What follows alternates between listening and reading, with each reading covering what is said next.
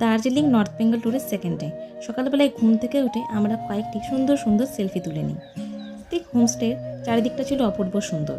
পেছন দিকে বড় বড় পাইন ফরেস্ট এবং সামনের দিকে পাহাড়।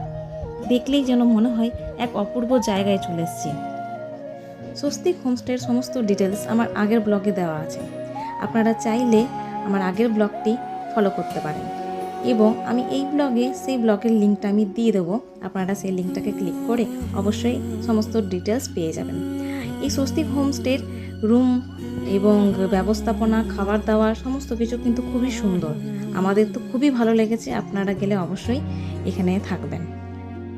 এরপর আমরা চলে যাই পাইন ফরেস্ট দেখতে। বড় বড় পাইন গাছের মধ্যে ছিল এক অপূর্ব সৌন্দর্য। আমি যেন সেখানে গিয়ে হারিয়েই যাচ্ছিলাম। এই বনের মধ্যে পাহাড়ি রাস্তায় শিখরের গায়ে গায়ে হেঁটে যেতে আমার বেশ ভয় লাগছিল। এখানে গিয়ে একটু হবু বরের সাথে খুনসুটিও করছিলাম। আর এই যে ইনি হলেন আমাদের ড্রাইভার দাদা, ইনি আমাদের খুব সুন্দর সুন্দর ফটোশ্যুটও করে দিয়েছিলেন। আর ইনি হচ্ছেন আমার টেডি বিয়ার বান্ধবী। মেঘের আঁকা লেপচা দেখলেই যেন মনে হয় স্বর্গে চলে এসেছি। রাস্তায় আমরা ঘুম স্টেশনও ক্রস করেছিলাম।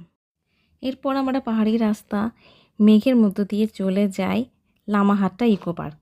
লামাহাটে গিয়ে ফার্স্টে আমরা কফি এবং মোমো খেয়েছিলাম। লামাহাট্টার অপোজিট দিকে যে মোমোর দোকানটি আছে সেখানে মোমো অবশ্যই ট্রাই করবেন, ও দুর্দান্ত মোমো বানায়। এবং লামাহাটে গিয়ে আমরা কয়েকটি ছবিও তুলে নিই, সেখানকার দৃশ্যটা অপূর্ব সুন্দর লাগছিল।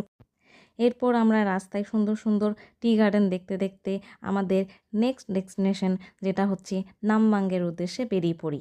আজকের ব্লগ এই অবধি। আমরা পরের ব্লগে নামবাংগের সমস্ত ডিটেলস দিয়ে দেবো।